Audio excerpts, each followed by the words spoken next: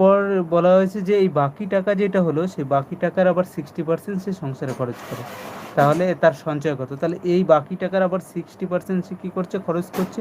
তার মানে তার কাছে পড়ে রয়েছে কত? তার কাছে পড়ে রয়েছে 40% টাকা, তাই তো?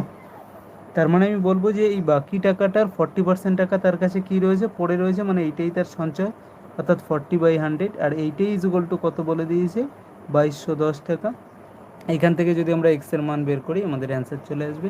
তাহলে কী করে করব দেখো তো, যদি কাটি 0 দিয়ে 0 কেটে যায়, আর এটা যদি 4 দিয়ে কাটি 4 আর 25, 5 দিয়ে কাটলে আমাদের কত হয়ে যায়, 5 উপরে 17 হয়ে যায়, আর নিচে আমাদের 5 হয়ে যায়, 5 5 25, 17 দিয়ে এই পাশে কাটে, 17 অক্ষে 17 আর 3 17 51, হ্যাঁ এই পাশে কেটে যায়, 17 অক্ষে 17, 3 17 51, 0 130। তাহলে এক্সের ভ্যালু কত চলে এলো, এক্সের ভ্যালু এলো 5 10 50 আর 5 13 65, অর্থাৎ 6500। দেখো তো কোনটা